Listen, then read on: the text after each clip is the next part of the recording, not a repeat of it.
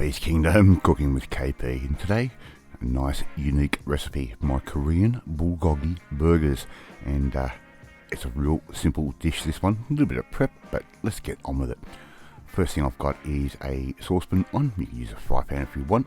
I've got that on a sort of lowish heat, and I'm adding in about 3 tablespoons worth of white sesame seeds. Now keep those moving around. We want to give these just a nice light toasting, alright, nothing too extreme. You can see the steam coming off that saucepan now, and that is exactly what we want. So a nice light toasting, just like that, and the smell in the kitchen is already starting to get upon me. Okay, so here I've got about 2 tablespoons worth of sesame oil. I'm going to put that in, and we can start stirring through and heating that up as well. 2 teaspoons worth of caster sugar, just like that, and start melting that down. Around about half a teaspoon-ish of garlic paste and ginger paste, that can go in, and we want to cook those off a little bit. And here I've got about 60 ml of a good quality soy sauce, and that can go in. As you can see, that pan is nice and warm, so just keep stirring that through. And I'm also going to add in 2 tablespoons worth, thereabouts, I use a cap of the Jiaojing wine or Chinese rice wine as my measurer, so 2 capfuls worth of that can go straight in as well. So keep that on the heat and keep stirring it around, and it will thicken up just slightly, right, not overly. And as you can see, we've got a nice little marinade and bulgogi sauce ready to go. We can take that off the heat and get on with our next step. So in another bowl, I've got 500 grams worth of beef mince or ground beef, and that's around about an 80-20 type mix, so it's got a nice amount of fat in there, and I'll keep these burgers nice and juicy. Just break that meat up a little bit like I'm doing there with a spoon. You use your hands if you want. And what I'm going to do is add some white pepper to the meat. Now you would normally add white pepper to the sauce, but I'm just going to add it straight into the meat. Now we're going to get some of that sauce slash marinade that we just made up, and we're just going to put a little bit over the top. You can count out how many spoonfuls I use, but we don't want to overdo it. We don't want the meat to be too wet. We just want that flavour to be infused into the meat. Right, we can start stirring that through once again, just like I'm doing there, and that meat will go a really nice dark colour with that beautiful marinade that we just made up. Alright, so just do that, and we can set that aside and let it sit for a bit. So get your burger buns or bread rolls, whichever way you want to go. I'm just going to use some of these nice little bread rolls, and we're going to butter those up just like that. And make sure your butter is at room temperature.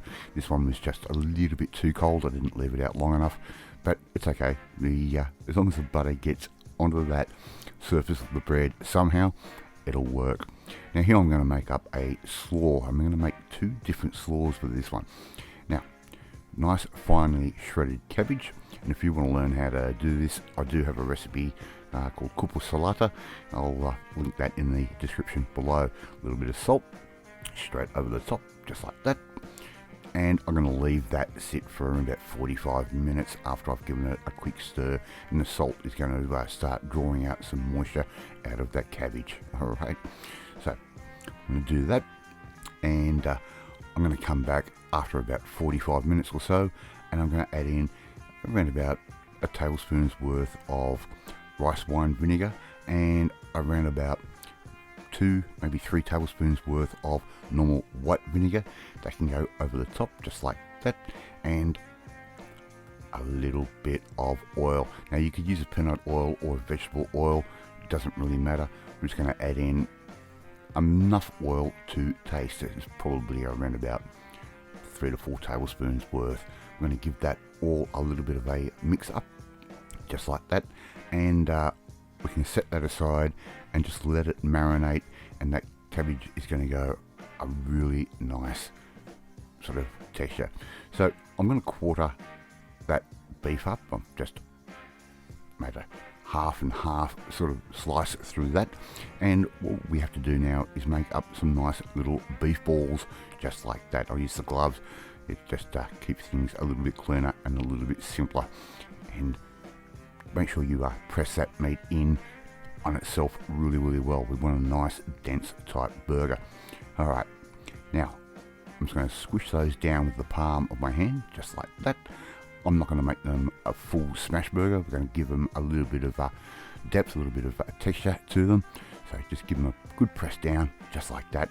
And before you know it, we're going to have 4 really nice burgers, and they're going to be very, very filling. Alright, we can set those aside. Back to our cabbage salad or slaw. Now I'm going to take a little bit out of that and put that into another bowl.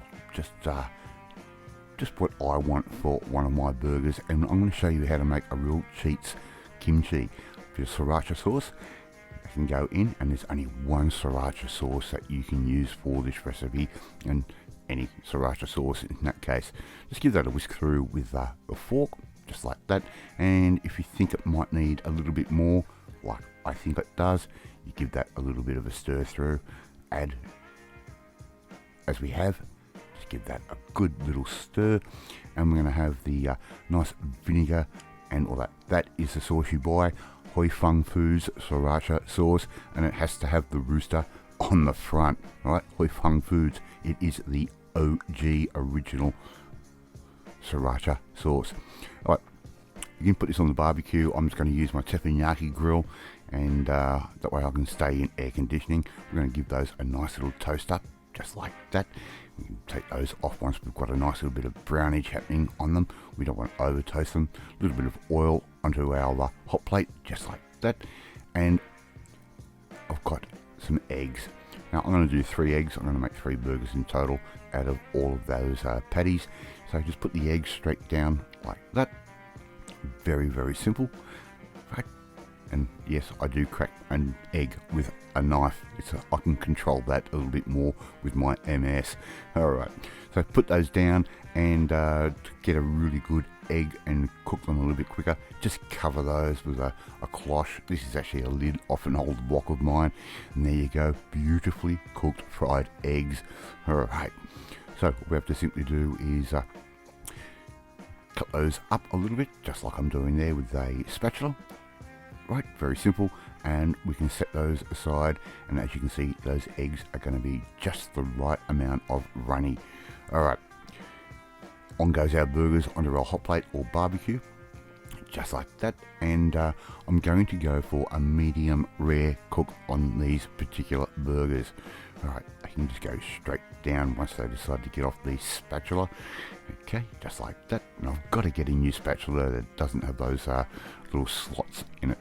Alright, put those down, wait for it to cook halfway through. It's probably going to take about 90 seconds or so.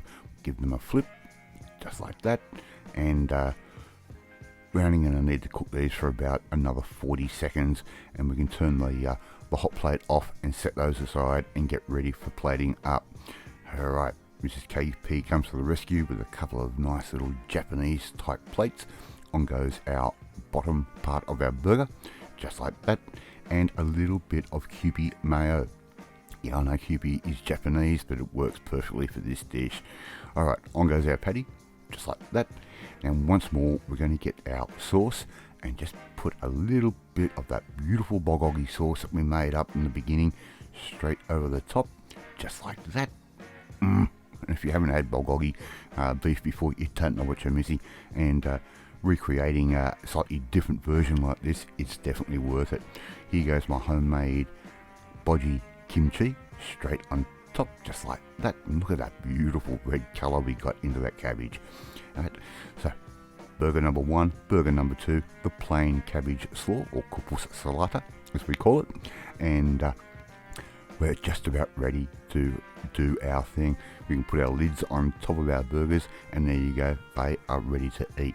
Thank you so much for watching this video, really do appreciate it. And if you like this video, hit that like button, gives me confidence, should make you feel warm and fuzzy too. Share this video with all your friends on all platforms of social media. We're trying to get the name of KP's Kingdom out there. Don't forget to leave a comment. I love reading and I love responding to them, and hit that notification bell and be notified every time a new video goes up. In the meantime, I'm off to eat my Korean bulgogi burgers, and I will catch you next time. Bye.